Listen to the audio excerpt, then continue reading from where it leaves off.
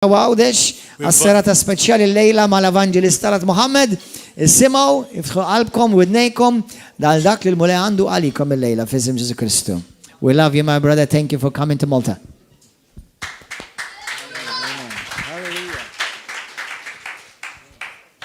Jesus. Ġesu.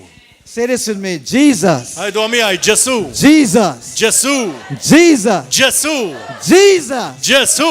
Never get offended of that name. Għat ma tkun offużi minn dak l-isem. The Bible says, Il-Bibja tajt wherefore God had highly exalted him li aħna neżoltawh and given him the name u tajnih l-isem that's above every other name, li huwa fuq kull isem. that at the name of Jesus, Li għal dak l-isem ta' Ġesu.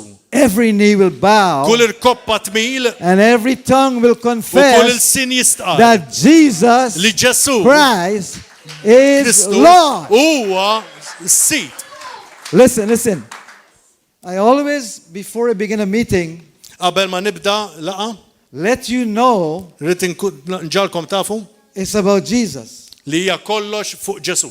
Everything we talk about will be Jesus. Li dak kollu li ħanajt huwa fuq Ġesu. Because the Bible said without him we can do nothing. Għax il-Bibja tajt li mingħajru aħna ma nistgħu nagħmlu xejn. Now, I don't want any of you get offended tonight now. Ma rridkomx tiġu uffiżi llum Because I'm wearing a hat. għax qed nilbes il-beritta. Is anybody offended Hemm because xi of ħadd that? li huwa offendut għax qed nilbes beritta. You offended? No, don't be offended. Tkunux uffiżi. It's the word you listen with your heart. Isma' b'qalbek. Sometimes I do things on purpose Nagħmel xi ħaġa ban to wake people up. biex inqajjimhom in-nies. You got to get the attention. Ħalli niġbdilhom l-attenzjoni.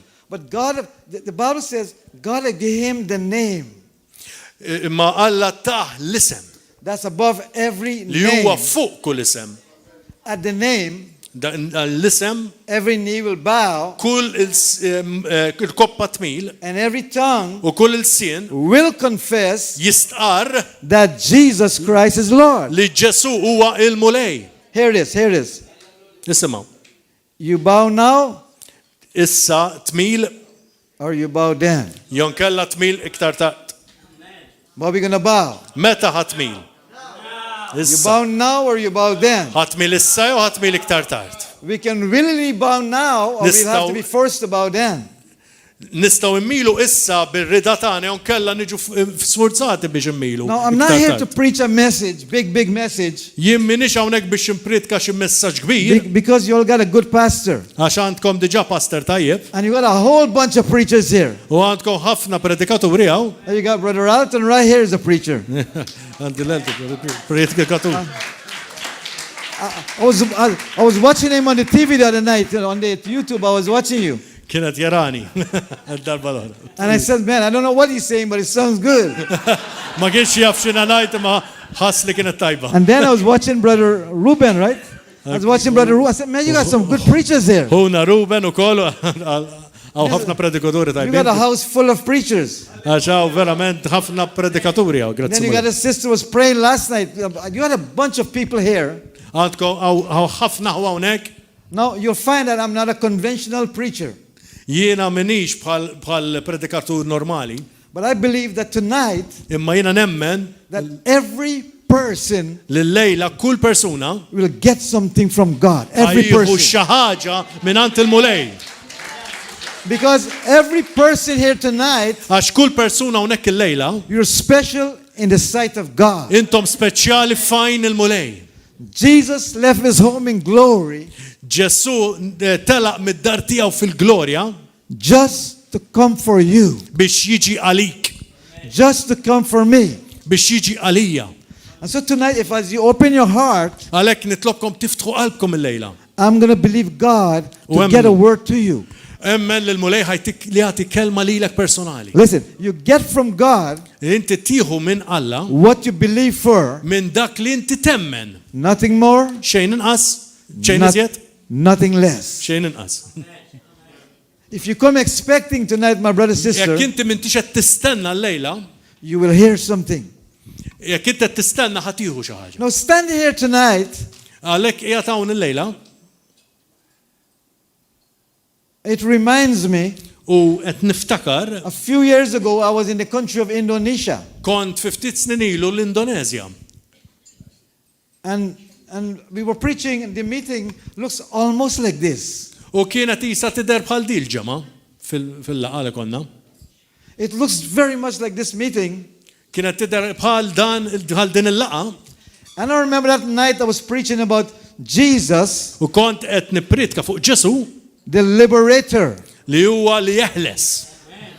Now listen, tonight, Il-lejla you don't have to get someone to touch you ma tridx m'għandek bżonn xi ħadd li jmissek il-lejla to get what you want. biex inti jkollok dak li inti trid. You can sit right there and receive. Inti tista' tkun minn hemmhekk bil-qiegħda u tirċievi. No, I was in Indonesia, U jiena kont l-Indonezja and the meeting was a long meeting like this. u kien hekk laqgħa u kien hemm daqshekk nies jisu. It was like preaching in a train. This is like a train I'm preaching here now. Isni qiegħed hawnhekk ġo ferrovija qed nippritkaw. This is like the Orient Express or the Malta what? The Malta Tribune? I know. Il-vapur tal-art. The metro? This is the metro. Well, I feel like I'm preaching in a bus tonight. U isni qiegħed ġo bass qed nippritka l-lejla. That's a big bus. But listen to this. Isimgħu di. Hello, who's that? Who's giving me some music? L-aħbarijiet Preaching music. Oh, this is a good church, brother. You get music to preach and everything. Anyway, but this place, I want you to thank God for your nation. Listen, thank God for your nation. Nirgazzaw għal dan nazzjon. Amen. For who? Nation. Oh, Nation. No. Yeah, thank God for him too. Amen. Listen. If you can smile in church, where else are you going to smile? Jekk int musta titħaq il-Knisja fejn ħadd titħaq. Amen. If you can have fun in church, where are you going to have it? Jekk int musta tgħu pjaċir il-Knisja fejn ħadd pjaċir. Amen. Hallelujah. So this we're going to relax. Because I was in this nation. Jiena kont qiegħed f'dan nazzjon. And you could not practice Christianity freely. U ma stax tipprattika l-Kristjanità b'mod liberu.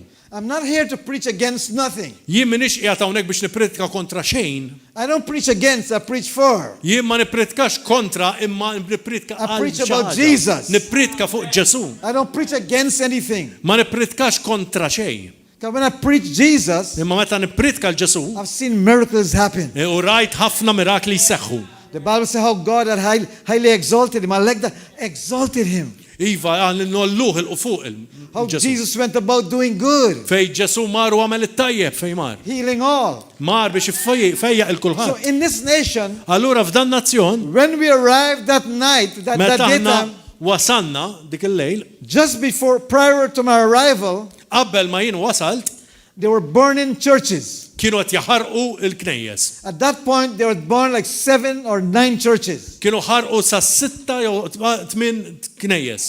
They took the pastors, Qabdu l-pastors, their children, it-tfal, their wives, not wives.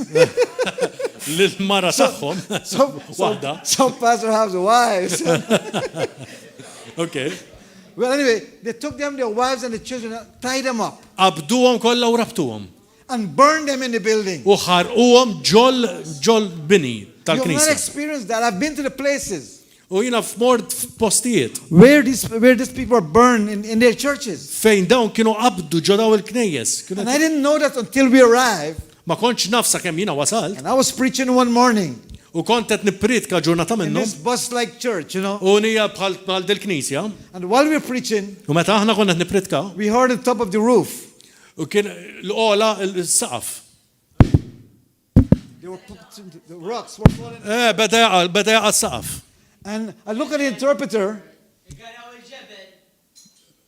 What? They were throwing stones? Stone, yeah. Okay. Okay. Garaw Thank you. il-ġebel. Yeah, don't show me no stone now. Come. Don't throw no stones on me, please. and there I had an Alton, but his name was Marlon. There was an Alton, but his name was Marlon. Okay, ċaġek. Just here, relax. Relax, we're getting to a point. Relax. Ħaniġu għal-punt, tibżawx. And so there was this Alton, who is Marlon, Kien hemm dan Elton li huwa Marlon and he was my interpreter. u kien l-interpretani. And he's interpreting for me, U meta kienet jinterpretali, he said, brother, għalli, Brother. Ħija, they're coming. ġejjin. I said, who's coming? Min ġej għalli? I thought he said Jesus was coming. Sebtu li ġeċ sujin. I said, who's coming? Min ġej? He said, the people are coming, they're going to destroy our church, they're going to kill us now. Ġejna hawnhekk ħajġu biex ikissru l-Knisja u ħajqtonna kollha. I said, brother, Għaltlu ħija. I am preaching tonight Jiena qed nippritka l-lejla. about Jesus, the liberator. Li Ġessu li jeħles. Who's going to kill me? Min ħajqtonni? Who's going to kill you? Min ħajqtollilek? You know, so he got scared. Allora beda jibżada. Now, when you know some things, Meta inti tkun taf ċertu affarijiet, it gets to your spirit. u kol tiġi għal ġol l-ispirtu tiegħek. It bothers you. U dejqek. And that's the reason U dik hija r-raġuni. I don't like to know what's happening in a place Ma nkunx irrid inkun naf x'jiġri f'dak il-post. when I'm preaching. Meta jiena nippritka. Because it messes with your mind. Għax inkella tibda tħawwadlek moħħok. And suddenly we hear, bam, bam. U bdejna nisimgħu l-ħsejjes tal-ġebel. And then Mbagħad the door will close. il-bib inala. Kien magħluq. And all I know was somebody came in and bam! U mbagħad ġie xi ħadd u ta' daħqa ta' siq u fetaħ il-bib. Kick the door open. That's what I said. Okay. Oh, you I said it already. Wow. Man, he's good. This guy is good. Don't ever fire him.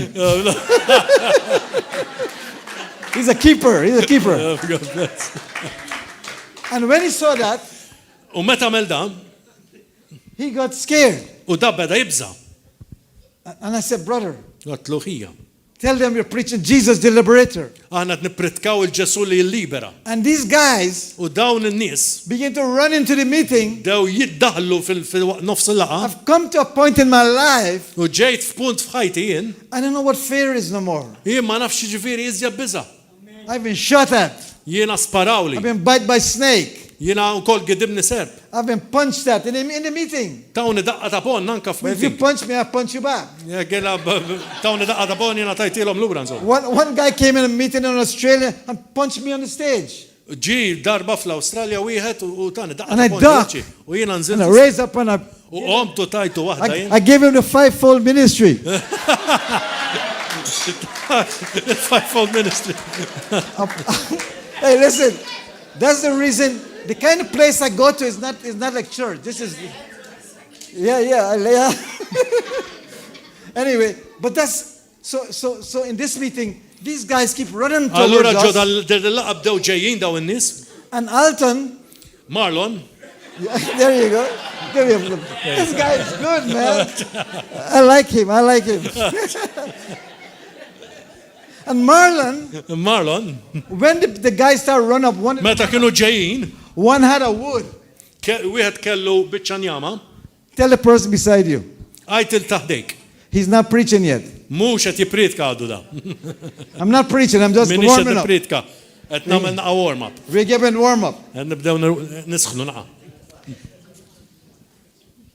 Marlon said, Marlon qal, he said, brother. għallu ħija. No, he started getting scared. Beda jibża da. These guys was coming out, 3 or 4 of them. I don't remember. I think it was 3 or 4. Naħseb kienu xi tlieta jew erba' b'kollox daw. One was wielding a chain in his hand. Wieħed kellu katina u kienet idha wara. One had a piece of wood. Wieħed kellu biċċa njama. One had what do you call this? Machete. Yeah, one had a Wieħed machete. kellu maċetti sa sikkina. And they're coming towards me. U ġejjin. And Marlon U Marlon said, brother, għalli ħija. I got to get some water. Mor iġġib nar il-ma. He was gone. Tala Man. jiġri. He was gone. Tala, ħarab. I'm left alone preaching U jiena kont qiegħed hemmhekk waħdi nippritka. with no interpreter. Ma kelli ħadd min jinterpretali. And I'm preaching. U jiena qed nippritka. Am I scared? Jiena kont qed nibża. Yes. Iva. I was scared. Iva kont qed I nibża. mean, you come with a chain and a machete and Ġej a xi wood ħadd li ġej bil-ktajjen u ġab bis-skiken. and a big guy like me. Kien hemm jien raġel fih raġel bħali. Man, I'm looking at the back, there's no doors. Twelta ħares lura ma kien hemmx laqqas bibien xejn. I want some water too. Jiena wkoll għandi bżonn ilma. But next day, the people will read Imma kien hemm dawk li kienu qed jaqraw Man of God runs. U kont diġà nara fil-gazzetti kien hemm raġel talla li ħarab fuq il-title. So I keep preaching Allora bqajt nippriedka. and I'm preaching U bqajt nippriedka. and the people are like you. U n-nies kienu bħalkom. They were looking at me. Kienu tħarsu lejja. People are coming to hit U me n-nies kienu ġejjin biex joqtlu lili. and you're not doing nothing. U You're ma just kienu jagħmlu watching. xejn nies hemmhekk. They're watching the show. Ġast qed jaraw ix-show.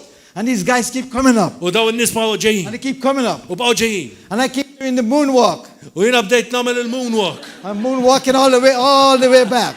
Kullu bqajna b'sejr lura. I mean, I went until I couldn't go anymore. U ma stajtx imur iżjed lura. And you know what I did? U taf x'għamilt? Like any good preacher, Bħal m'għamel predikatur tajjeb. I said, What? in the name of Jesus, Fisem Ġesu Kristu. stop! Ijaf! And I yelled. U għajjat. Guess what? Taf x'ġara?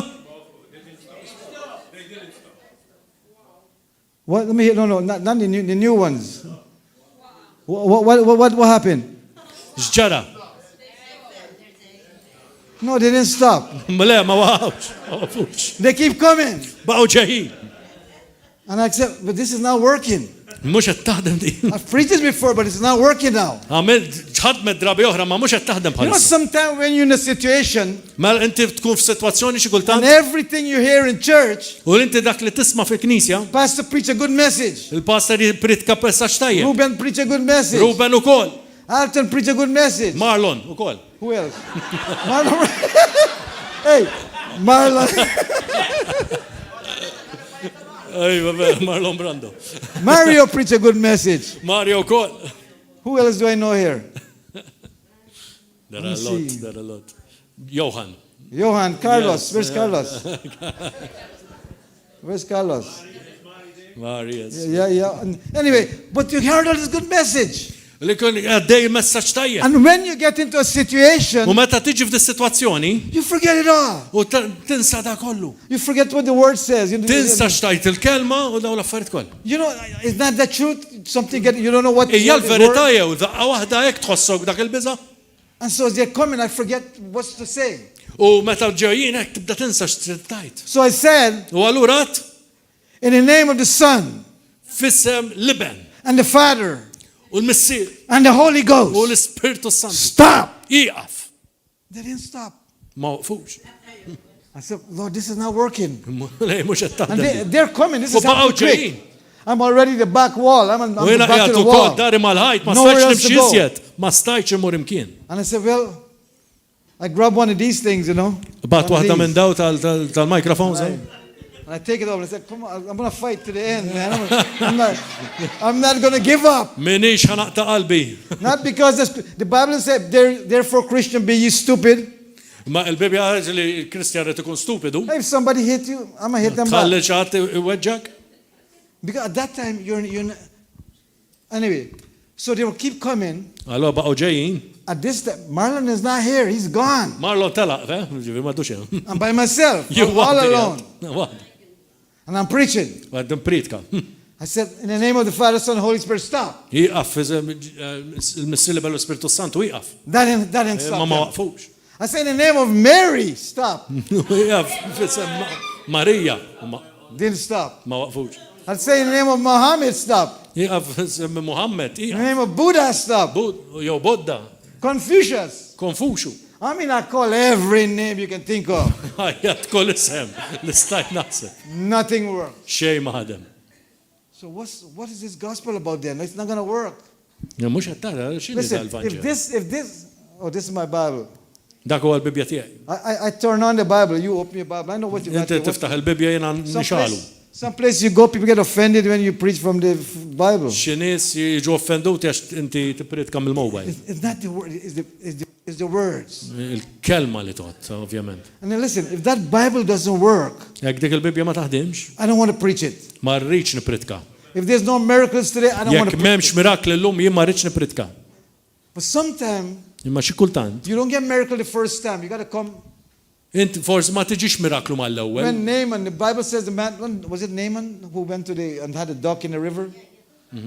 He had the duck 7 times. Rrid jagħmilha seba' darbiet The il-biċċa. first time nothing happened. L-ewwel darba ma millix, ma ġara He xejn. could have said, well, this thing don't work. I'm going home. Qal jien ħamen tlaq dar. Second time, nothing. It-tieni darba ma ġara xejn. And that's what you got to come back tomorrow morning. This is Titterġa' not the tiġi message. fil-ħodu. This is not the message. Dan mhux il-messaġġ. I've got a message that God has put in my heart. Għandi messaġġ il mulejta Got to be here fil-qalbi. tomorrow. Got to be here tomorrow. Ejjew għada. How many of you can be here tomorrow? Kemm minnkom tistgħu tkunu għada? What about the rest? U l-oħrajn? Oh, you're checking me out. Oh, good. All right. But if you can come tomorrow, come or watch it on. Jekk on tistgħu wherever. tiġu għada, ejjew għada. And as they were coming towards U me, kif ġejjin, every name was used. kull isem użajt, And my conclusion was, this is not working. għad mhux qed jaħdem xejn. And I will never have another Marlon in my life. U mhux se jkun Marlon ieħor f'ħajti. Marlon is not there. Marlon mhux hemm, telaq. I'm looking, as I'm talking, I keep preaching. Bqajt nipritka u bqajt nipritka. I don't know if they understood me, Ma nafx hekk femunix, but I keep preaching. imma bqajt nipritka. And they keep coming. U bqgħu ġejjin, And I'm at the end, and they keep coming. bqgħu ġejjin.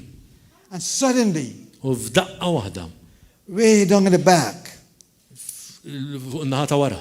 way down in the back, Kienu vera in-naħa ta' wara net. a man jump up Persuna. like he was crazy.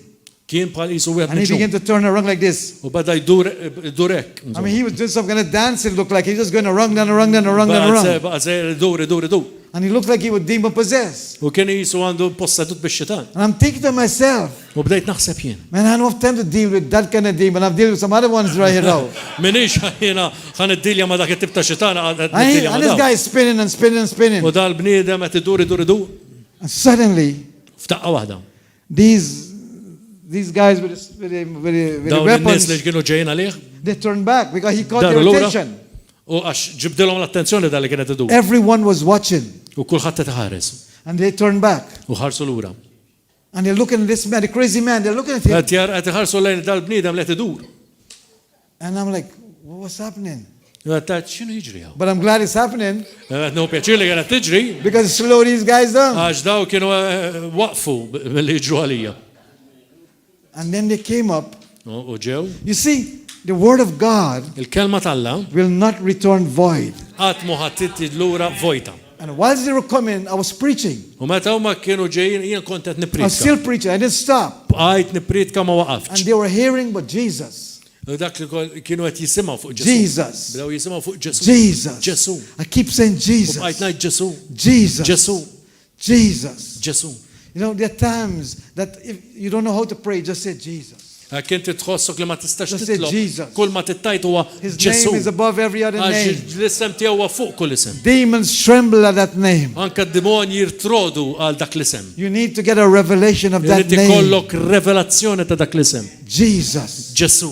Jesus. Ġesu. If you don't remember nothing tonight, remember Jesus. Walk out there and say Jesus. Jekk ma tiftakru xejn, iftakru f'dak l-isem. Ġesu. And suddenly, U f'daqqa waħda. these men was about here. Dawn in-nies waslu għaw. They all came Ġew. and they knelt down. U niżlu għal kub tiegħu. They took their weapons and put on the ground. Qabdu l-armi li kellhom u tefawhom mal-art. They put their weapon in the ground. Tefaw l-armaturi li kienu li kellhom f'idejhom u tefawhom mal-art. I was born at night, but not last night. Kif? Ma fimtux. What did you say? I Sorry. was born in the night, You were born in the in nighttime, No, okay. Twilet village. Oh. but not last night. No, okay. And I'm not stupid. Minix ignorant. When I saw their weapon down, Meta jena dawk I went over and did like this. U battom u ġbittom lejja. And I pick up the machete. U batt il-maċet. I pick up the chain. Batt il-katina. Put the chain around me like this. U dawarta miħaj. And I look like Rambo. U għadik, kont nidarisni Rambo. Now I got the weapons now. I'm weaponized. Allura issa jien għandi So they're bow. They're in front of me. U dimi, At that moment, u dak il-moment. here comes Marlon. J. Marlon. Għada. Pick up his. Yeah, bro. What are you saying? Xax, bdejt għajt allura. I said, where do you go? Fej mort allura. Water. Mort nixrob, kelli I think laċ. that's a long drink, brother. I said, that's a long drink. Dom tixrob. So I said, ask these men, Saqsi lil dawn in-nies qallu, why they're kneeling? għalfej qed niżlu għall-kub tagħhom. And he talked to them. U tkellimhom da Marlon This is what they said. u qallhom hekk. We want to receive that Jesus. Irridu nirċievu l-dak Ġesu. Halleluja. But listen. Nisimgħu di. I said, why? Għatlu għala. You're coming with all this rage. Ġejtu b'dir-rabja kollha kontrija. And then suddenly you stop. U f'daqqa waħda waqfu. Why? Għala. They said this. Qalu dan. Because we know that man. Għax aħna nafu lil dak ir-raġel. I said, which man? Liema raġel? The crazy man? Dak li huwa miġnuna meta idur jaqgħad. Yeah, we know him. Nafu. Because you know him, you stop. Allora x'intom tafuh intom waqaftu? Yes. Iva. That man Dak ir-raġel, does not walk. dak ir-raġel ma jimxix. He dragged himself to the meeting. U ġi jitkaxkar il-meeting. No, what happened? Ma jistax ikun. Let me show you what happened. Għanajdu I x'ġara want allura. every person that is a minister here tonight to listen to this carefully. Isimgħu kull min jimministra, isimgħu sewwa. And God gave me a revelation at night U tani revelazzjoni Alla dik of just preaching of the Word of God. għal dil pritkar tal-kelma If Alla. you got Bible tonight, this is not the message. This is just the warm up. Din għadna qed nisnu sewwa. I don't preach according to the clock. Jien ma nipritkax skont l-arloġġ. I preach according to the calendar. Jiena nipritka skont il-kalendarju. So we'll finish early tomorrow morning. So say hi to your friend beside you. You're going to be with him a long time. Għajt hello il-taħdejka se tibqa' miegħu ħafna. All right. 1 Corinthians chapter 2. If you got your Bible there, turn to 1 Corinthians L-ewwel ta' Korintin, chapter 2. kapitlu 2. And if you find it, you can say amen. Kif issibuha għajdu amen. 1 Corinthians L-ewwel ta' Korintin, chapter kapitlu 2. 2. Okay? You got it? Everybody got it? Yes. All right. Amen. Chapter 2. Now, let me read 5 verses. I'm just reading. No, this is not the message. I don't know. God is taking me a different direction. Qed joħodni direzzjoni differenti I l-mulej, tell mhux the il-messaġġ guys, li kellef moħħi. I tell the guy, ask of me. So ask of me. When I'm finished, you can ask me. I'll tell you why. Saqsinu mbagħad ngħidilkom wara. Okay, this is what it says. And the Apostle Paul is writing. He said, "For I determined not to know anything among you save Jesus Christ and Him crucified." Meta jiena wasalt għandhom l-aħwa ma ġejtx imbirrikom ċirix? Vers 2, okay. Verse 1, yeah. Ma pretendejx li kont naf xi ħaġa foskom ħlief lil Ġesu Kristu u dan lil dan imsallab. Undala, undansala. That sounds good. Sure, Whatever Jack. that means. He said, "I was with you in weakness, U jiena ġejt għandkom dajef, in fear, minn bazza, much trembling." u mriet. Look to this now. And my speech and my preaching Il-kelma u l-predikazzjoni tiegħi was not with enticing words of man's wisdom, ma kienux imlibsa bi kliem qawwi tal-erf, but in demonstration imma bil-wiri of the Spirit and of power, tal-ispirtu l-qawwa. that your faith should not stand in the wisdom of men, Sabiex il-fidi tagħkom timbena mhux fuq l-erf tal-bniedem, but in the power of God. imma fuq il-qawwa ta' Alla. Listen, minister, listen. If you're a minister, hear this. He said, Isimgħu hekk inti minister, this is what he said. He said, my speech il-klim tiegħi and my preaching, u l-pritkar tiegħi, my speech, il-klim tiegħi, my speech, il-klim tiegħi, my speech. il-klim tiegħi. And tonight you can be sitting wherever you are, U fejn qiegħed inti l-qiegħda bħalissa, and the power of God can come directly to you, il-qawwa tal-Alla ħad tiġi diretta fuqek. right there in your seat, Fejn inti fejn qiegħed, give you an answer, ħajkollok ir-risposti. touch your body. Ħad miss il-ġisem Right tiegħek now. issa stess. We don't have to go through, well, he has to preach, and then you have to call us up, and then you have to...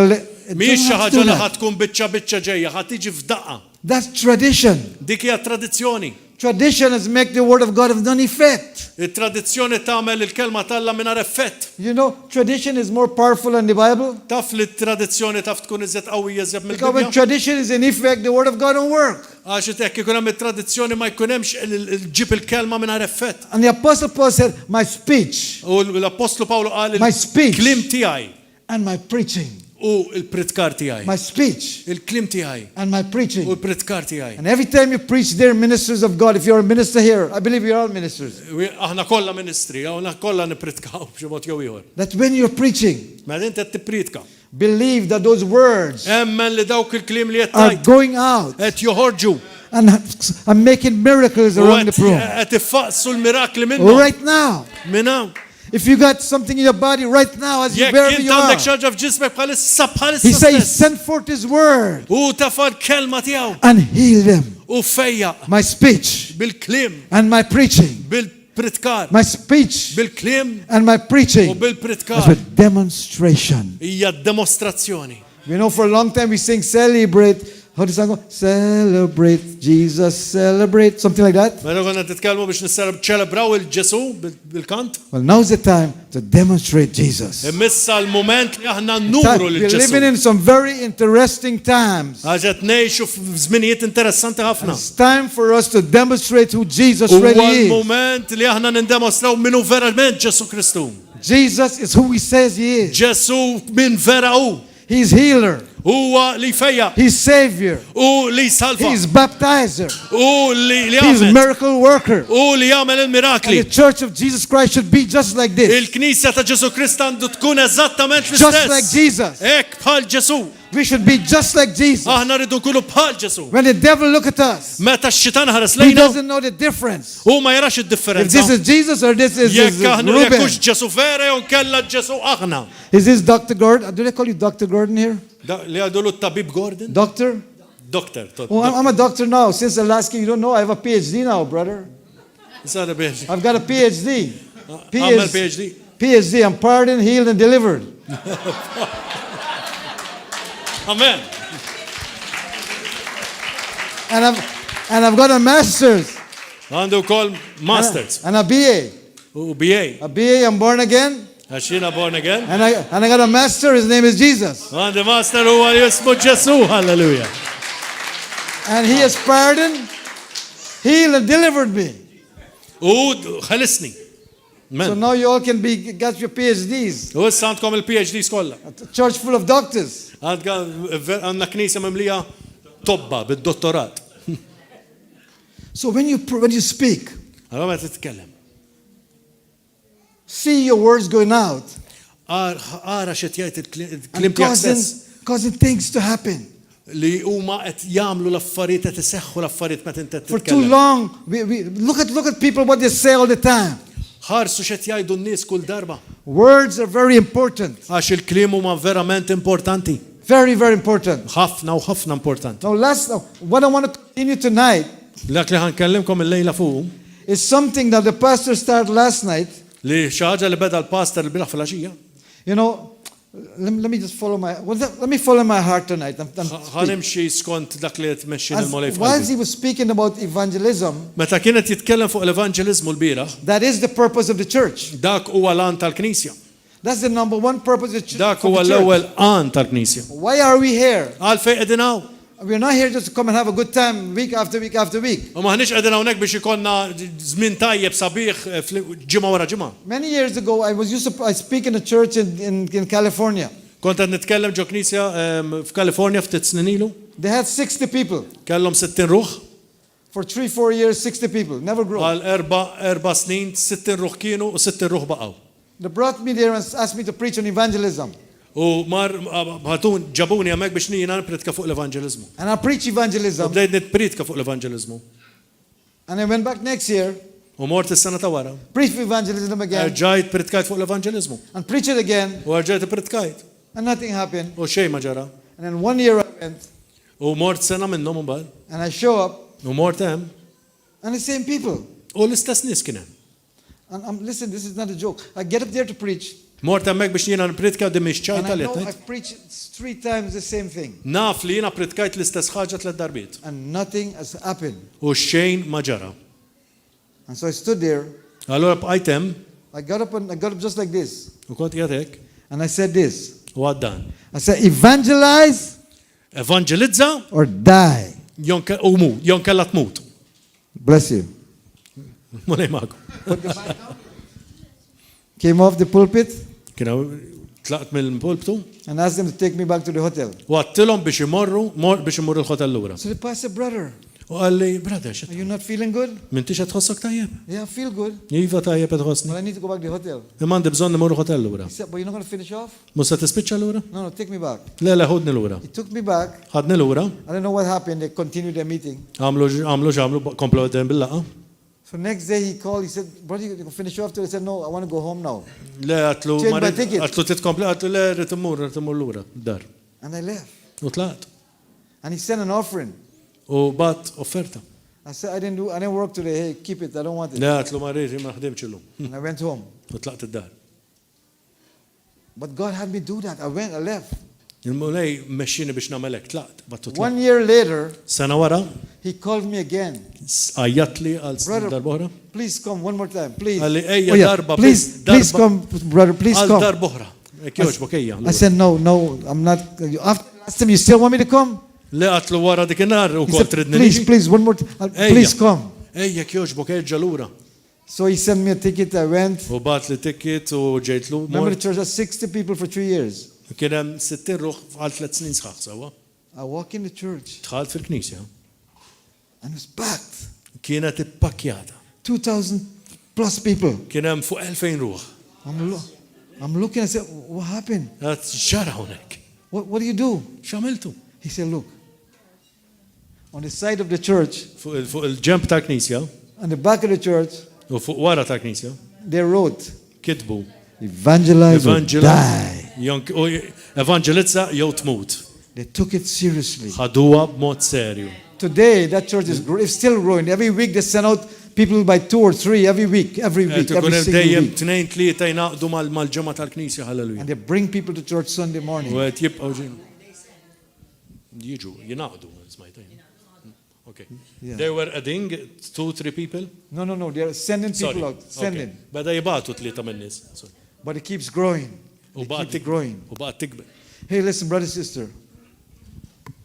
We have to Għandna bżonn.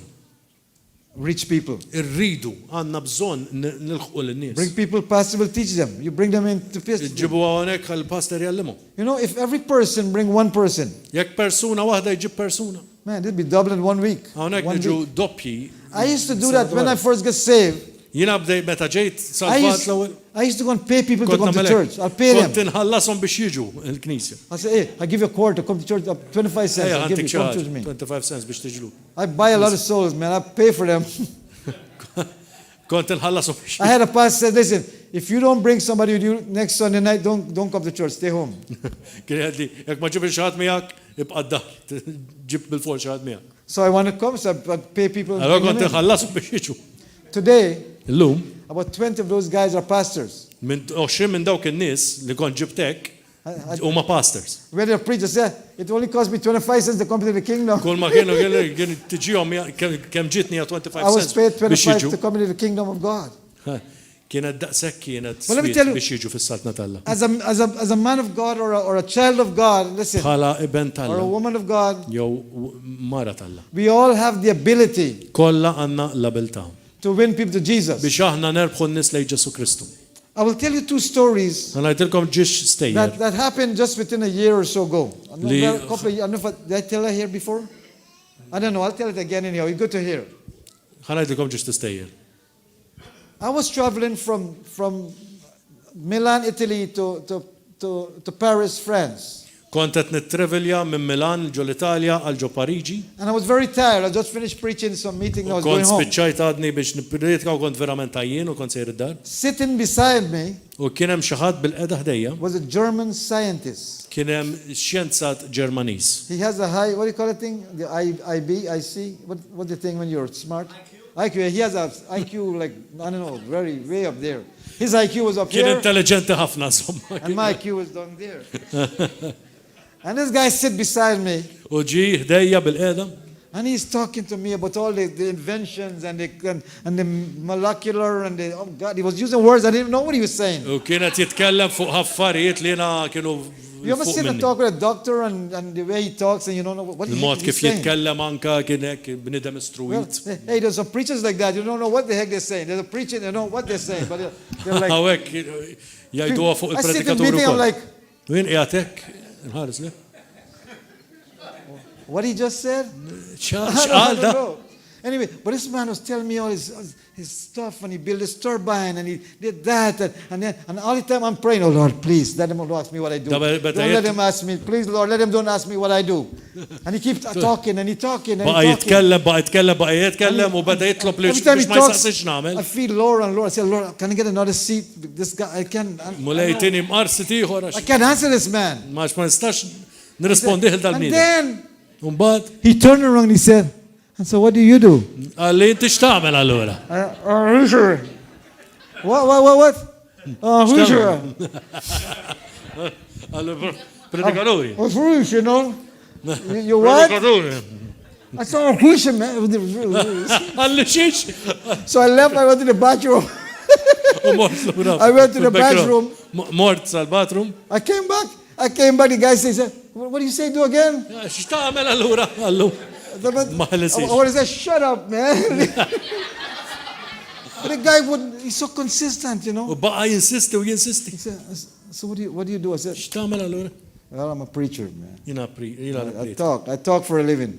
Jiena nitkellem biex ngħix. And I couldn't talk. Hey, you won't believe I couldn't talk before, right? Would you believe that? Jien ma kontx, I could not talk. Ma kontx stajt nitkellem, ma stajtx Let me share tonight, you all get to know me. So tomorrow you'll come back and I'll preach the message. Anyway, so I said, I'm a preacher. He said, oh, no. God doesn't exist. La, Alla ma jeżistix. Look around you, all these things was created. I create this, I do this. My brain. Jiena nagħmel din u din. God, man. And whatever I tell him, he had an answer. He was so sharp, Dak smart. kollu li ngħidlu kien kellu risposta liha insomma.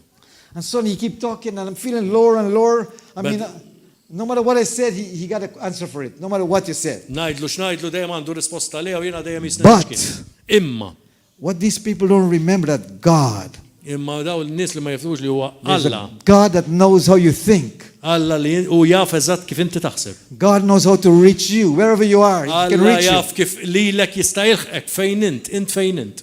I was talking to the pastor today. I was saying, I was sitting at the airport. Kont qiegħed bil-qiegħda kont qed nitkellem I'm mal-pass. seeing everybody going and coming and just Kont moving. qed nara n-nies għaddejjin l And the Lord says, son, all of them are going to two places.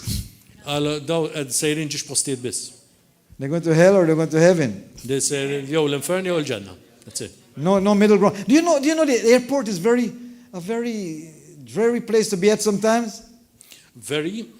It's like dark sometimes. Huwa post mudlam Here. You're at the terminal. Inti tkun fit-terminal? Last call. L-aħħar. Final destination. L-aħħar destinazzjoni. L-aħħar sejħa. One more seat. You know, Seat I mean, well everything built. seemed like closing on you, you know. Kollox jiswet jingħalaq fuqek. And so this man would not stop talk. U dal-bniedem ma waqafx jitkellem. And suddenly, that is the reason I'm constant communication with the Holy Spirit all the Jiena time. kont qed nitkellem ħin kollu All the mal-Ispirtu time. Santu dak il-ħin. All the time. Il-ħin kollu. And I'm there, in my spirit, I'm speaking inside. And Spiritu qed so the Lord nitkellem. says, son, ask him this question. U għalli l-mulej saqsih din mistoqsija. And I can, what question? Nima mistoqsija. I don't have a question to ask the guy. What question? M'għandix mistoqsija x'nasaqsija. Ask him this. And Saqsih. I'm hearing this in my spirit. How many you believe God speaks to people today? Kemm temnu li jitkellem Hallelujah. man-nies There you illum go. il-mulej. God can talk to you. He knows you. Iva, il-mulej jista' knows you by jitkellem name. magħkom għax jafkom bl-isem. You know, he calls you by name. Qed jgħidilkom bl-isem. He said, ask him this. Saqsih dan. I said, sir, Qtlu ser. of all the knowledge in the world, all the knowledge, F'dan l-arfin kollu tad-dinja. medical, Bħala mediku. biology, Bioloġija. I mean, metallurgy, you know, all the knowledge in the Kollox world. biology. What percentage?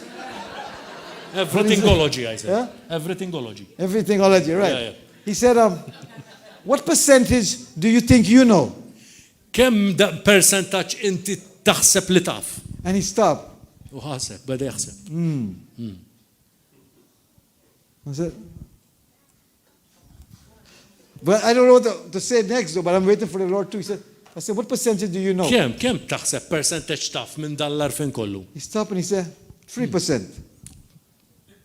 3%. 3% of all the knowledge of the world he knows. 3%. L-erf kollu tad-dinja jena 3% għallu naf. If I ask you, brother with the blue shirt, what would you say? Knowledge of the world you know. Jekk inti s-sasik. Oh, one. Man, you're good too. Man, sharp. You got a sharp brother here, man. How about you, brother? The one with the R. The R in the shirt? Oh, is that R or is that K? What That's is a K. Okay, okay. Yeah. CK. I CK you. CK you. I CK you. What percentage would you know? How much? Zero. Oh, man, you're not that smart compared to him. No, you're smart. I'm just joking. What would you say, brother? What percent would you know? 80%. 80%? What, this guy is, man, you got some Sharpies in this church here. Yeah. 100. Man, oh, God, he beat everybody up. You're a genius. You're a genius beyond. God exists and He created the whole world. There you go. Man. Yes. Amen. He knows Very good. everything. Man. But listen to this. This Nisimgħu man dik. says he 3%. U dar raġel qal bl-erf kollu li kellu 3%. And I said, oh, yeah. I said, Lord, he just said 3%. Qal 3% qal, mali. What do I tell him now? Issa x'ngħidlu? I don't know what to say next. He said, I said 3%. Man, that's really good.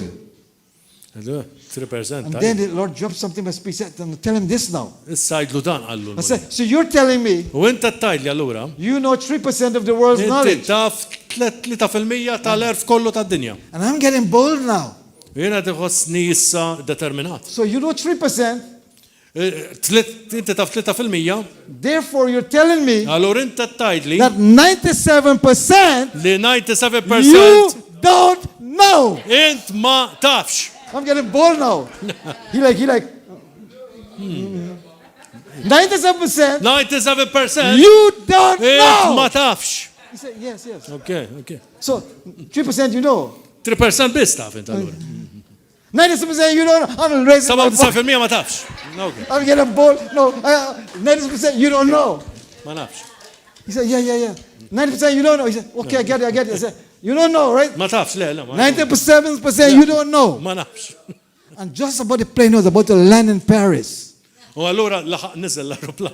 I said, don't you think Allora ma taħsibx the 97% li 97% that you don't know li int ma tafx that God will be in that? li Alla jkun hemmhekk He stopped. u waqaf He hold the seat. u żamm is-sit He look up. u ħares il fuq He looked down. u niżel l-isfuq, He look up. ħares il fuq, He looked down. niżel l-isfuq. He grabbed my hand. Qabad li dejja. He said, pray for me. Itlob għalija. And I preached Jesus to him real quick. U verament tlabt He said, you want to receive that, Jesus? tirċievi l-Ġesu għal. Yes. Iva nirċievi. And he received Jesus. U rċeva l Hallelujah! Hallelujah. Hallelujah! Hallelujah. God. Grazzi mulej. God knows you, brother, sister. He knows you. Jafek He il-mulej. knows how to get you. Jaf kif iġib Today- il-mulej. U l-lum. He's going to a church in Germany. Kif? He wants to Yes. be a preacher. Ridek tkun predikatur. Oh. Okay. The German is a preacher. Okay. Il-Ġermanis sar predikatur. Mux hekk. You see, Jixtieq anzi. God knows. I'm going to pray tonight that Rid nitlob illum within this week li f'dil ġimgħa that God will give some of you an opportunity li jtik opportunità l-mulej to present Jesus. li inti ppreżenta l-Ġesu And he will give you the word to say. u jtik il-kliem li inti għandek bżonn tkun taf. If you're available, Jekk inti qiegħed verament he lest will make an opportunity. u ħajamillek opportunità jekk inti tkun lest. Man, he was crying. I was crying too. Konna jikbi u jiena tnikbi wkoll. Because I didn't know what to say. Għax jien ma kontx naf s-sert ngħid. I learned that day, Imma jiena tallimt. if I make myself available, Jekk jiena nitfa' lil nnifsi God available, will use me. il-mulej ħajużani. A lot of times people ask me, L-aħħar darba li saqsewni nies. where do you get money to travel all these countries? Inti minn fejn ġibhom il-flus biex inti tmur l-emmulaw f'dawn il-pajjiżi kollha? And I said, U ngħatlu? I don't know. If you find out, let me know. Ma nafx jekk inti ssibhom għajdli. I don't know either. Ma nafx laqqas. I've gone to places Jiena mort f'postijiet Everywhere I've gone, and God has provided my way to get there. Jiena dejjem ipprovdi lil mulej biex jiena mmur hemmhekk. He sends me there. Jitfani hu hemm. He tells me where to go. U jgħid li fejn immu. And I decide to go. U jiena niddeċidi li He says, mmu. son, you've got to tell your story around the world. Inti tittajt l-istorja tiegħek mad-dinja kollha qal. That I am God. Għax jiena Alla. And I can do miraculous. U jien nista' nagħmel il-mirakli. When your story ends, my story begins. Meta l-istorja tiegħek tispiċċa, l-istorja tiegħi tibda. That's jgħid il-mulej. history. Dik hija l-istorja. His story and your story come together. L-istorja tiegħu u l-istorja tiegħek jiġu That's a flimkien. good story. Dik hija l-istorja I was tajba. in Guatemala. One more story. Kont qiegħed il-Gwatemala storja oħra, I'm a storyteller. jiena ngħid ħafna stejjer. Because you heard preaching, you get good teaching. I know that. I know, but Ġana no flint shadow of of doubt. to teaching tajjeb. I heard him allura- sometime. Don't know what he's saying, but it sounds good. Ma nafx x'inhi jgħid imma jinstama tajjeb. Mal-inqas. So sometimes I do listen. They say, man, he's preaching in tongues now. That's good. Jaħsbu li qed jipritka When I, hear, bil-isna. when I hear you preach or any one of these brothers preach, I said, I'm imagining they're praying for me right now. Ashalabakahatahai. Jimmaġina jkunu qed nitolbu għalih. Ronolobakasa. That's how you sound like to me. Għax għalhekk hekk jinstamaw għalihom. It's beautiful, man. Yeah. So I'm now in Guatemala. Qiegħed il-Gwatemala, I'm taking a 2 days break, not to preach. I don't want to preach now. I want to rest. ma rridx nippritka imma mort biex nistrieħ Here il-Gwatemala. comes this guy from Dubai. U ġie dal-bniedem minn Dubai, And he has his Arab clothes and everything, you know. And kellu ħwejjeġ tal-Arab. so anytime you come near me, I say, man, my name is Mohamed. I serve Jesus. I'm a follower of Jesus. How You- come? I said, you want to know? He said, yeah. So I tell him that there's so Qed many. I ngħidlu t-testimonjanza said, tiegħi. well, that's good. That's good for you, not for me, you know. Ja, dak huwa tajjeb għalik mhux So all day għalija. long, he's drinking, what do you call it, beers. U qed So jixrob by il-bir. that, when I first met him, he had 2 beers. So he was like, Kellu tnejn birra, yeah, allura brother, kien naqra hekk ħabbi hallelujah, għaddej. man. He would tell me hallelujah. By the time the end of the day, he had like 20 beers. So he was like, hey, brother. Kien 20. Hey, brother. how 20 you birra u kien doing? jgħid Jesus, tħoss. man. Yes, yeah. Ġesu, ivi, He ivi. said, hey, and he like this, just like that. I'm not kidding. He's like, Okay. he said, let's pray. Jena tolbu. You want to pray? Yeah. And me in my carnal mind said, you're drunk, man. What do you want to pray? Pray what? Inti fis-sakra sa nitolbu. So he came and he said, U għalli, let's pray. So we went in one of the little pools and we sit down. u poġġejna. I said, what is prayer about? What do you want to pray about? He said, X'fuq xi titlob? oh yeah. I keep forgetting, man. Yeah. He said, let's pray. I said, okay. I Jena said, tolbu għallu. what do you want to pray about? X'xi titlob? He said, no, I want to pray. I said, Le, għallu jien rrid nitlob. well, all right. Okay. So he sit down there, you know what? He sit down. U kien He bil-qeda. threw up both of his hands in the air. U għalla jdeħ. And this is what he said. U għalek. Lord! Sidi. And he stopped. U waqaf. I said, you pray. And then listen to this. He said, pray that prayer that you want me to pray with you all day long. Itlob dik it-talba li l-ek tridni nitlob għal-ġurnata I kollha. said, all right, well, say after me. Għatlu għajt mara jagħmela. And I prayed with him. U tlab miegħu. And he said, he said, Jesus, come into my heart. Li l-ġesu li qed jiġi I f'qalbu. receive you as my Lord Nirċivih bħala and my s-sidi personal Savior. u bħala s-salvatur tiegħi personali. Brother, sister, listen. Ħudi jisimgħu di. What happened next? X'ġara wara? Instantly. B'mod instantanju. Instantly. Mal-ewwel He becomes sober. ġi f'postu, And ma he like- baqax fis-sakra. What happened? Għax ġara. I said, you just received Jesus. He said, yes. Għadek kif irċivejt il-ġesu He għal. said, feel happy. Qed iħossni ferħan. joy. Qed inħoss dik Everything looked il-ferħ. bright. Kollox qed jidher sabiħ. Listen, the Bible says, Il-Bibja tajt. it shall come to pass in the last days. Hekk ħajsir fl-aħħar ta' żminijiet. Say it, God. Jgħid il-mulej. I will pour out of my spirit Jiena ħanitfa l-ispirtu tiegħi. upon Christian flesh. Ħanif fuq All il-ġismi flesh. il-Kristjani, mhux When the il-Kristjani. Spirit of God comes on a flesh, L-ispirtu talla jiġi fuq il-ġisem l-ġisma. that flesh Dak il-ġisem. suddenly was turned around. Dan dar f'daqqa waħda. That was 4 years ago. Dak kien 4 snin ilu. This guy is somewhere in Colombia going to Bible school. Dan qiegħed x'imkien issa l-Kolombja qiegħed ġo Bible School. Received Jesus gloriously. Irċieva l-Ġesu b'mod From glorjuż. that day, Minn dik il-ġurnata. you can be drunk as whatever you want. I'll preach to you still. Xorta nipritkalek anke tkun The xorba. word of God is not bound. Għax il-kelma talla mhix The word marbuta. of God is powerful. Il-kelma talla hija qawwija. And how we doing on time? How was our time then? How we Still doing on today. time? Still today. It's still today? Or still today? It didn't change yet. All right. You see, my brother, I'm going to believe God with you tonight. Jiena rrid nemmen il-mulej magħkom. That God will create.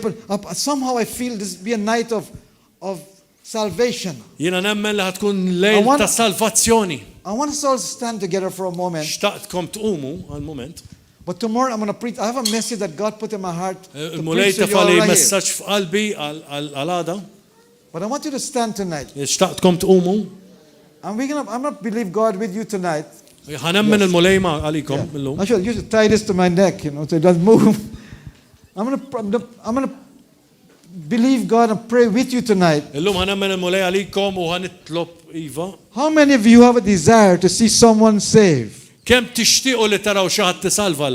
You want to see that happen? U rajt tridu taraw jsir. We're going to believe God Ħanemnu l-mulej that this week lil dil-ġimgħa He will use you, ħajuża lilek. not only pastor, Mhux il-pastor biss. but you Ħajuża lilek. will have the opportunity Ħajkollok l-opportunità to lead somebody to Jesus. li tmexxi xi ħadd lejn Ġesu.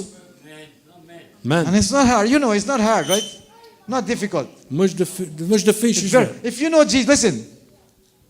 My brother here, the pastor, doctor. Il-pastor. Dr. Pastor, he knows me. I'm his friend. U jafni, għax jiena ħabib tiegħu. Listen to this, listen. He didn't have a problem to introduce me.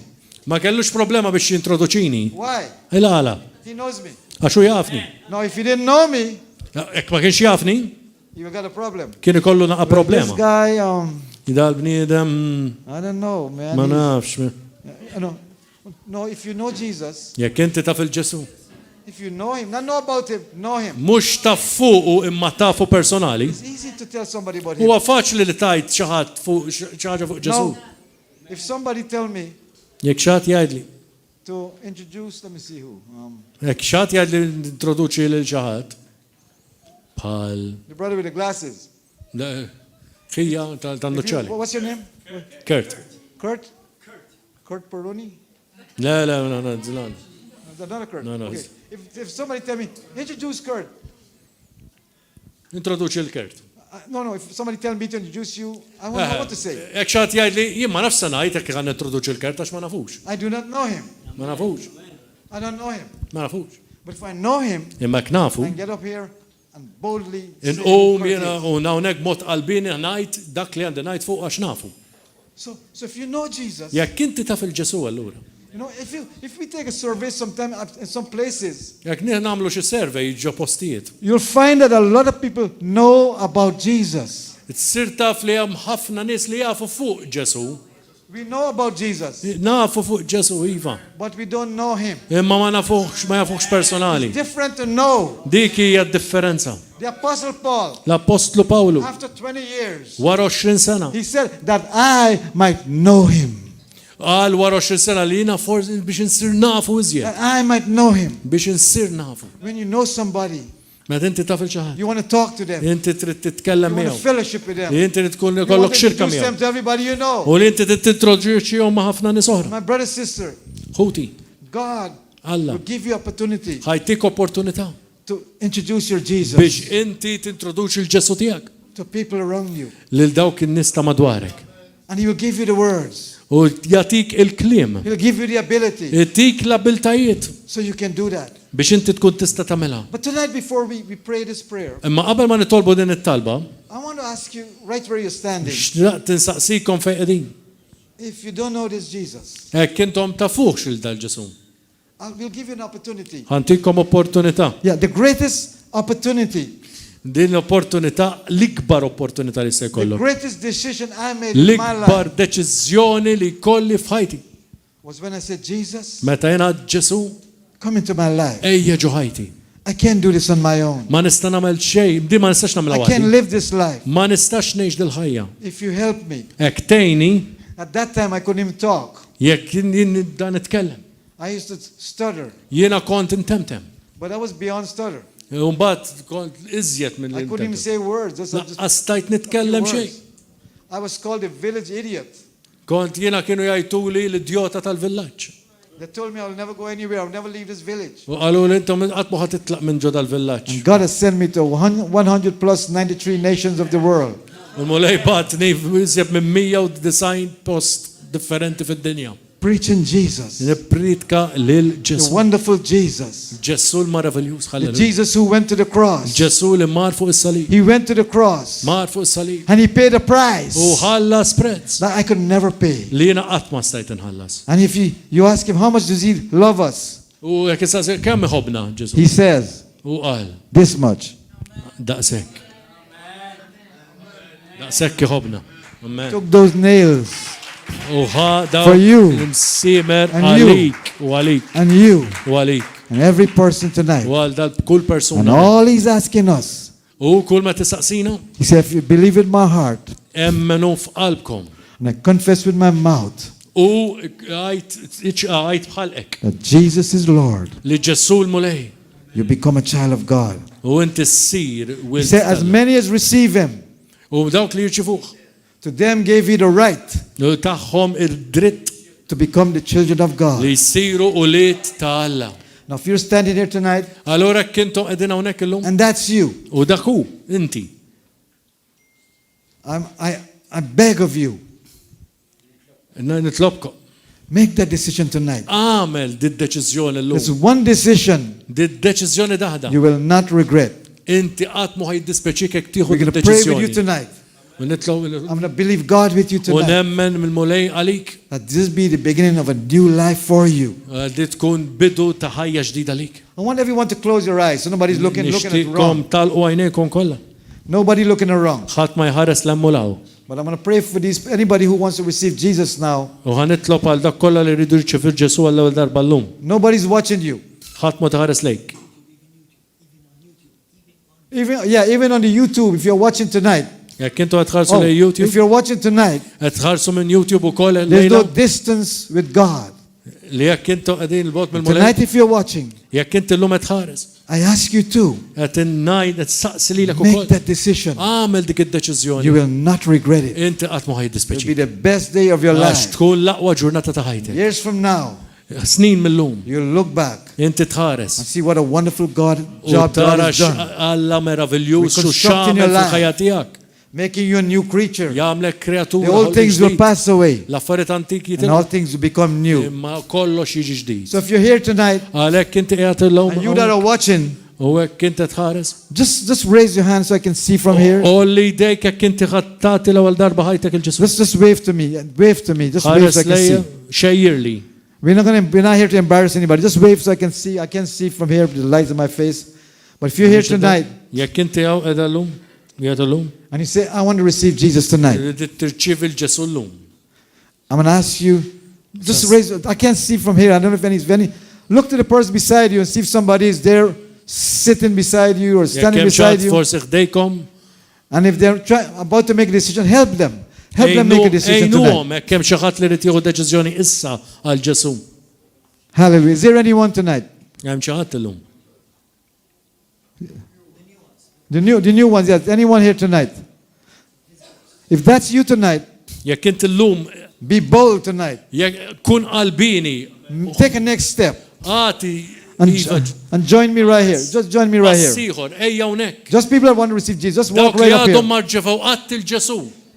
Just come on right up here. Come right here. Come on up. Yes. Is she? No. Yeah, is she? Know the Lord? Tafu. She knows? No? Tajtilu darba. No. Only.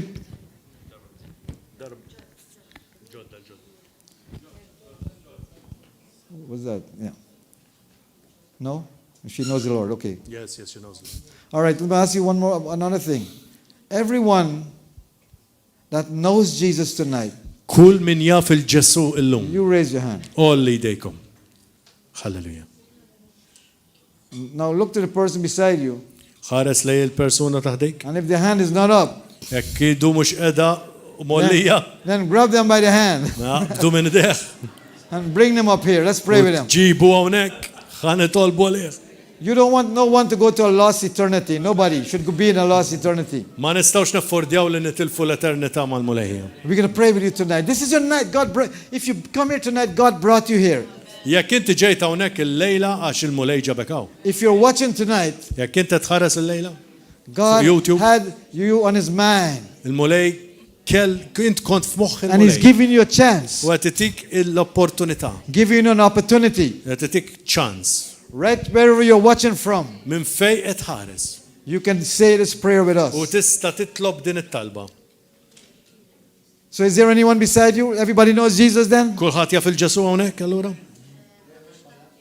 Everybody knows Jesus?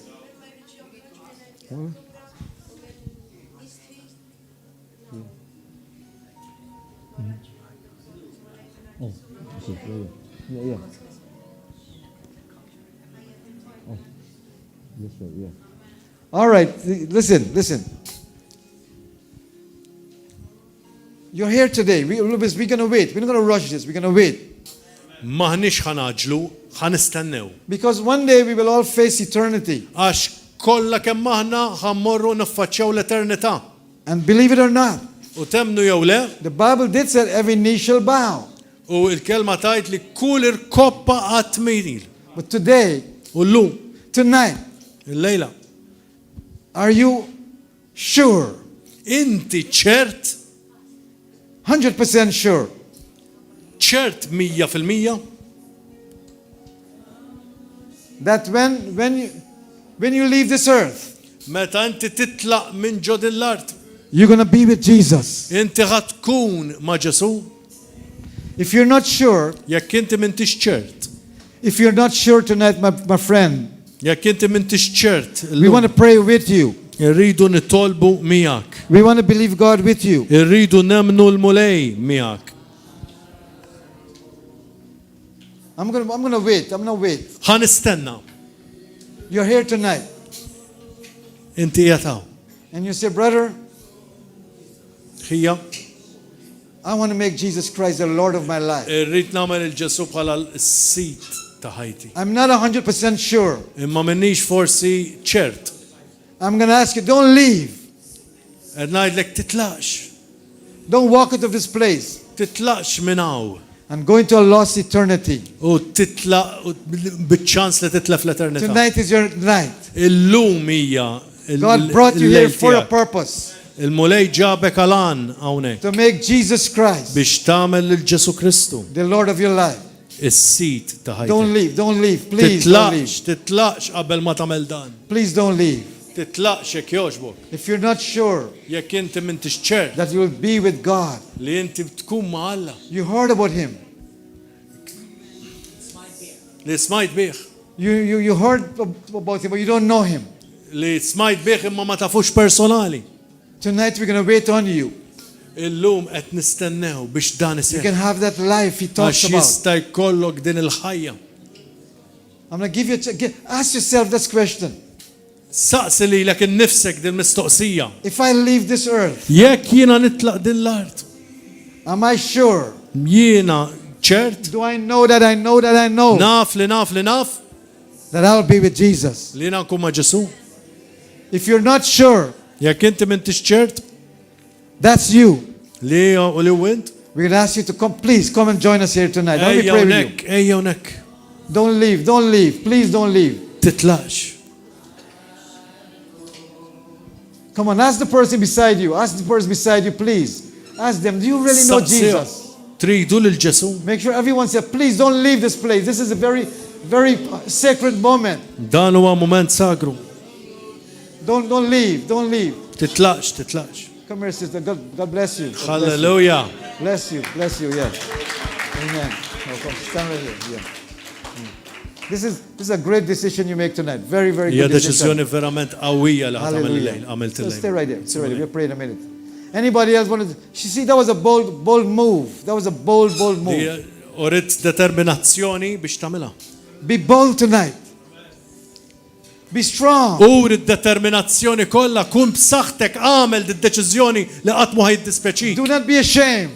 Toqgħodx tistħi, mhux żmien This is your il-mistħija. life. Din hija ħajtek qed nitkellmu fin-nofs. Only you can stand before God one day Inti ħadd tidher quddiem il-mulej to make that decision. biex tagħmel d-deċiżjoni. The Lord is calling you. He said, come unto me. Qed jgħidlek il-mulej ej jandi. Come unto me. Ej jandi. He said, I won't cast you out. I won't throw you away. Minix ħanitilqek. But I'll give you the eternal life. Imma ħantik l-eternità. Anyone else, please. Anyone else. Aw xi ħadd ieħor. Before we are over tonight. Who's that? You? Which one? Yeah, come on, just bring her, come with her, bring her. Just bring her. Bring her, one of you bring her together. We're going to pray. Hallelujah. Yes, hallelujah.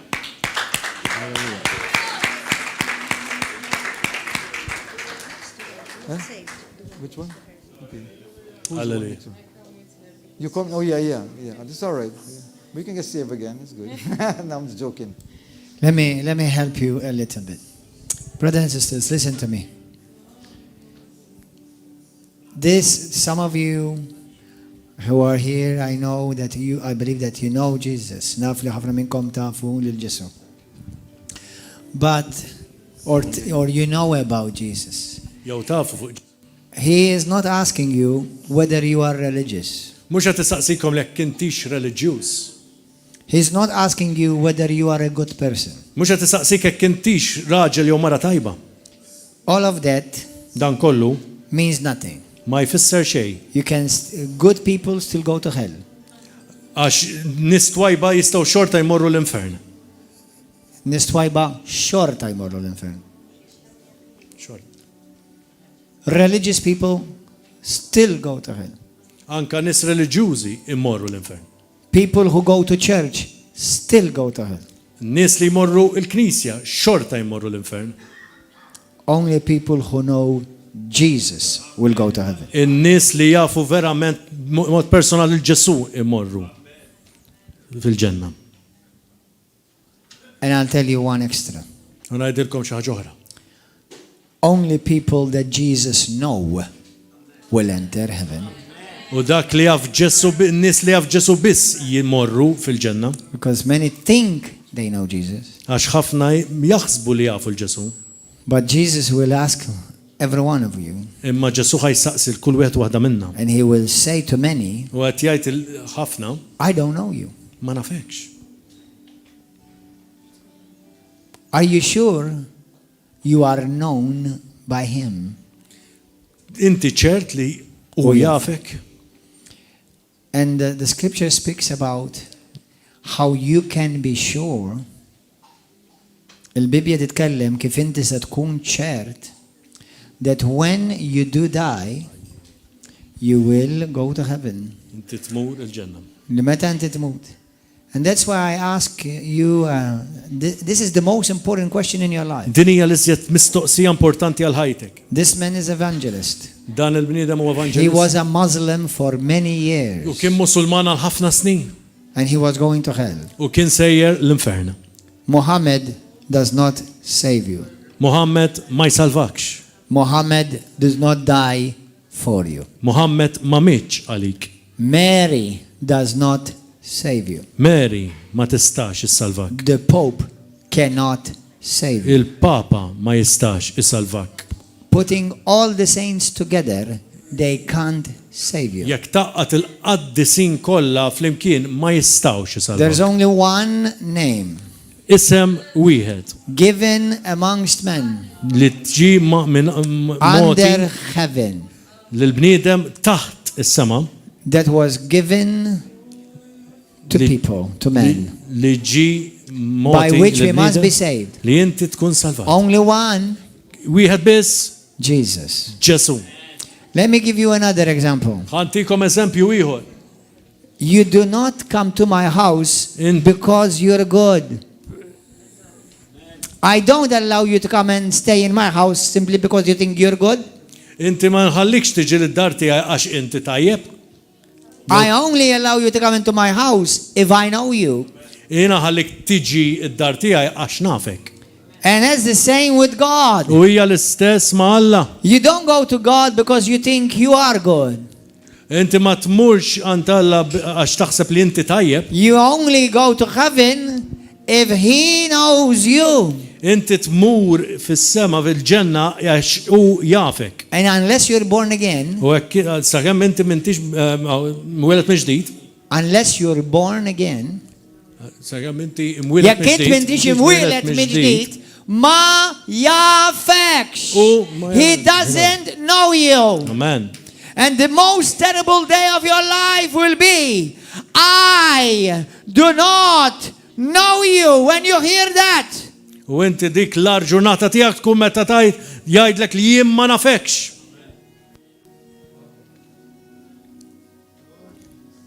that would be the most terrifying day of your eternity. Dik hija l-ar u l-iżjed ġurnata terrifikanti ta' ħajtek. When you think you're going to heaven, Med inti minn għalik li sejjer and God il-ġenna Almighty will say, I don't know you. u Alla li jista' kollox jgħidlek jien ma nafekx. This is your time. Dan huwa l-mument tiegħek. This is your moment. Dan huwa l-mument tiegħek. This is your opportunity. Din hija l-opportunità. Some of you may be saying, well, I'll do it later. Forsi xi ħadd jgħid ħanamel aktar tard. Later may never come.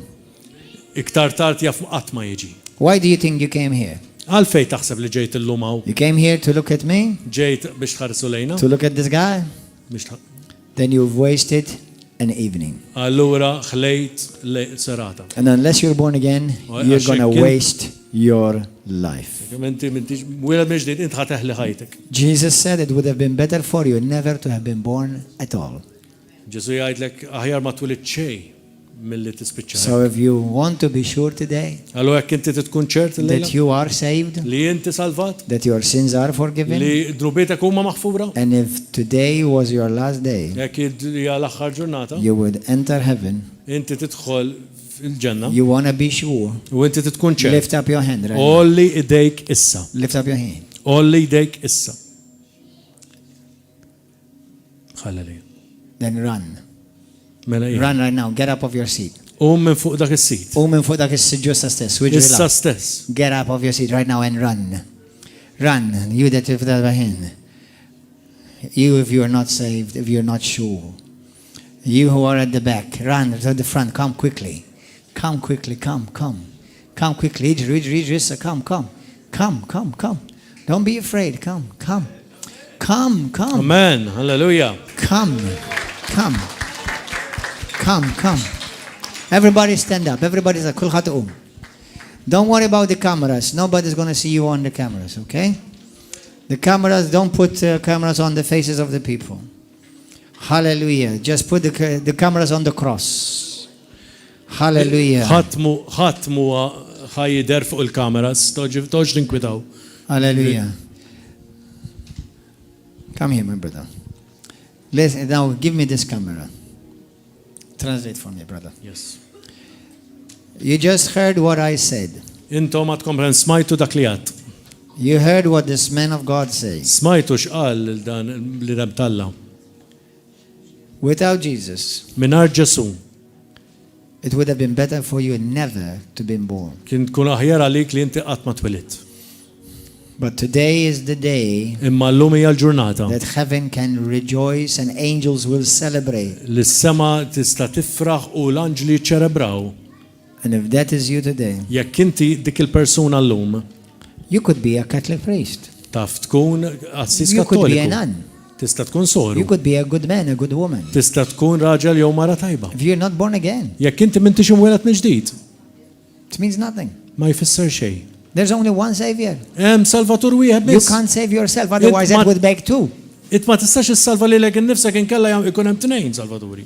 If this man can save himself, that would be three Saviors. Jekk jista' jsalva lilu nnifsu dar raġel ikun hemm tlieta. Since there's only one Savior, Allura dement li hemm Salvatur wieħed. you must go to him to save you.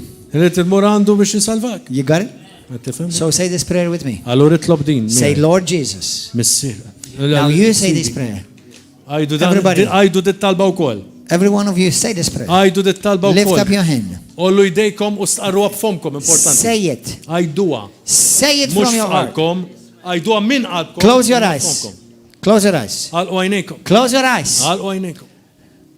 Say this prayer. Għajdu dit talba. Mean it from your heart. Emnuha f'qalbkom. Say, Lord Jesus, Għajdilhom Ġessu Sidi. I need you. Għandi bżonnok. I need you in my life Għandi bżonnok f'ħajti. right now. Issa. I need a savior. Għandi bżonn Salvatur. And there's only one. U hemm Salvatur wieħed biss. None U ħadd except you. barra int. So I ask you, Lord, Għalhekk insaqsik come Sidi. into my heart right now. Ejja ġo qalbi. Save me. Salvani. I don't want to go to hell. Ma rridx immur l-infern. I don't want to go to hell. Ma rridx immur l-infern. You're not saying it. Mintomx tajduha. Intom xajduha. Mintomx qed tajduha. Għajduha. Intom xajduha. Għajduha mfhomkom importanti, għajduha mfhomkom. Jesus, Ġesu, I believe in my heart jiena nemmen f'qalbi that you are the Son of the living God. li inti ben Alla l-ħaj And only you u inti biss died for me on the cross. mit fuq is-salib għalija. You shed your precious blood. Inti xerrit demmek il-prezzjuż. You died. Inti mit. You were buried. Inti kont Mitfu. mitfu. And on the third day, U fit-tielet ġurnata you rose again from the dead. inti ġajt qomt mill-mewt. And I call you Jesus, U jiena najjat lek Ġesu my Lord, bħala Sidi, my God. bħala Alla tiegħek. Save me now Salvani issa and break every u chain kisser kull katina of darkness, ta' dlamijiet every demonic oppression. minn kull oppressjoni demonika. Break it Kissira from my life minn ħajti. right now. Issa stess I welcome you jiena nilqak in my life ġo qalbi u ħajti from now on. minn issa qudiem. I renounce the devil. Jiena ħan nirrinunċa x-xitan. I renounce false religion. Jien ħan nirrinunċa kull tip ta' And I reliġjon. declare Jesus, U jien niddikjara l-Ġesu. you alone Inti biss are my Lord bħala huwa and Sidi my Savior. u s-Salvatur You tiegħi. are my liberator. Inti li teħlisni. You are my healer. Inti li tfejjaqni. You are my God. Inti li Alla I tiegħi. believe in you, Jesus. Jiena nemmen fik Ġesu. And I thank you for saving me U right now. nirringrazzjak tal-li salvajtni I issa praise you stess. right now. Infaħrek issa Start stess. praising him right Ibda now. faħru l-Alla Start issa praising stess. him right Ibda now. faħru l-Alla Start issa praising stess. him right now. Għajdulu grazzi, għajdulu Everybody grazzi praise the Lord l-mulej. right now. Infaħru l-mulej issa Praise stess. you, Lord. Halleluja, halleluja. Hallelujah. Infaħru l-mulej, halleluja. Hallelujah. Grazzi mulej. God bless you on YouTube. Come Il-mulej and see us ma'kom